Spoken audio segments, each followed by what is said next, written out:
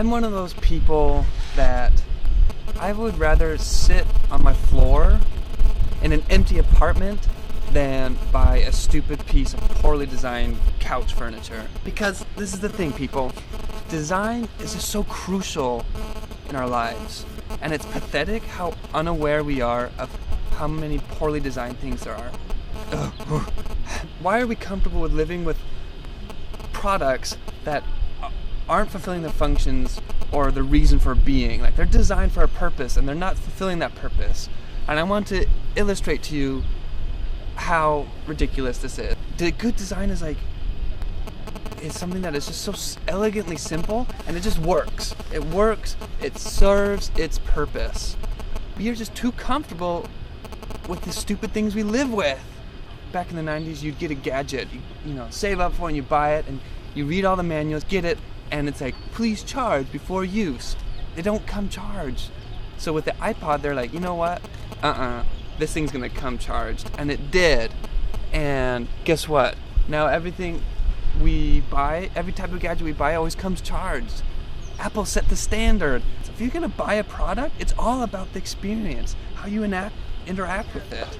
It's so critical. So, this vlog this week is a little different. I'm going to show you the stupid things we live with that don't have to be that way. Examples of poor design. Are you ready? Here we go.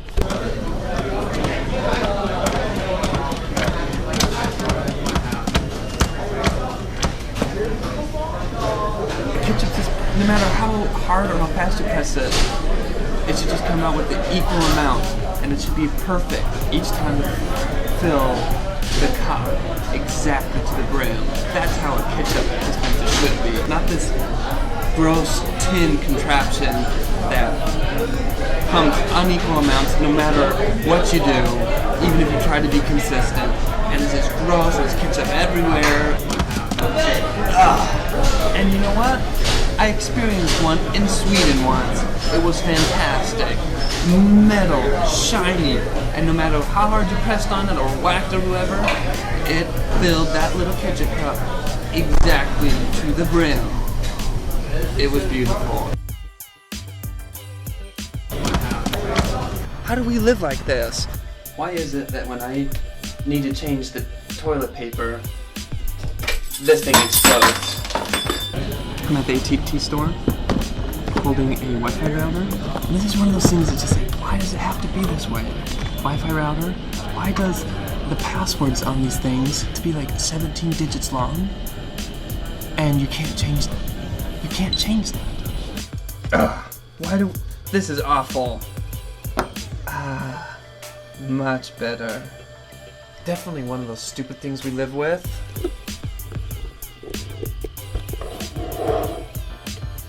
Flash. It's just this big ball of code that doesn't work very well, and you have to update it all the time. It's a stupid thing we live with. And what really isn't fun are these chips on cards that you put in the machine. It takes so long. This isn't a solution. This just makes something stupid that we have to live with.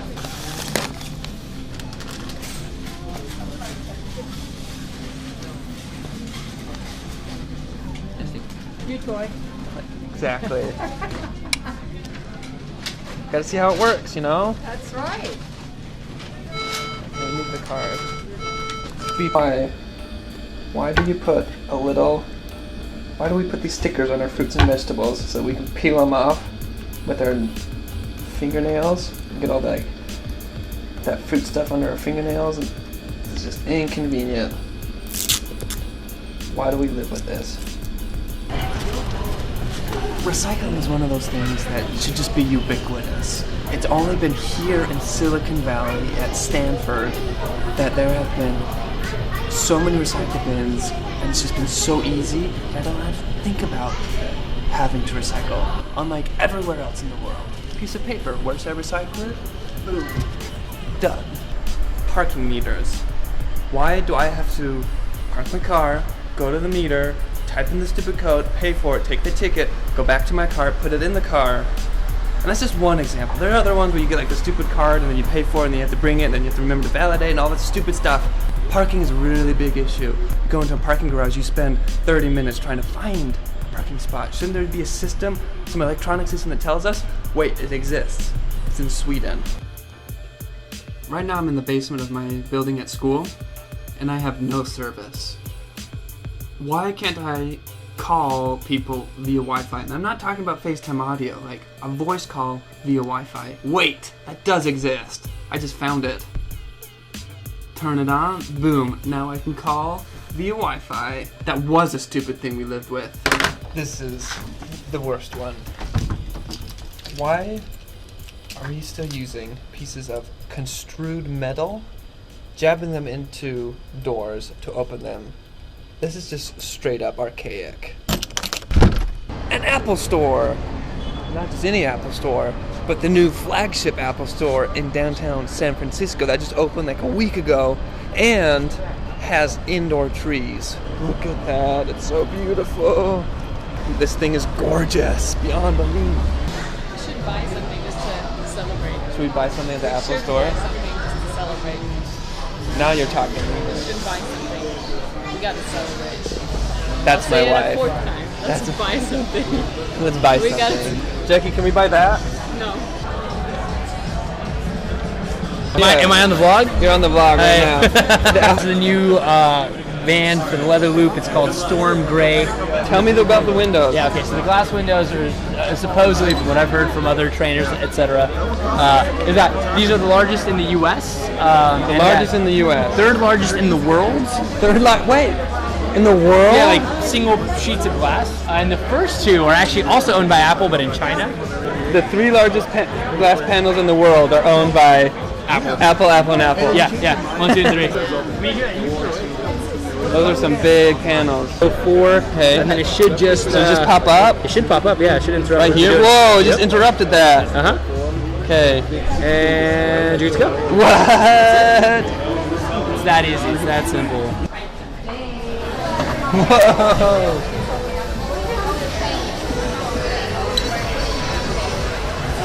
Whoa. If you ever wondered what a 6K screen looks like, there's one right behind me. Right there.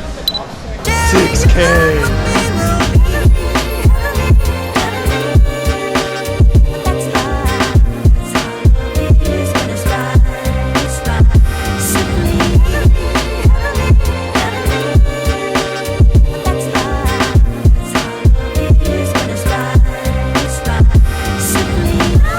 Speaking of stupid things we live with, this is a fantastic thing we live with.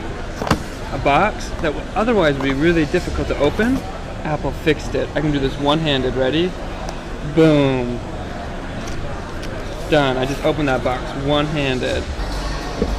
It's a nice looking band. That 6K screen, fantastic. That's like stupid pretty. This Apple Store, freaking amazing. That Genius Grove, super weird, cool, amazing. Inside trees, you can sit on them. That's the Apple Store of the future right there. I'm gonna go hang out there every weekend and buy new things. The Apple Store is like a supreme example of good design. Probably like exquisite design. Complete opposite of stupid things we live with.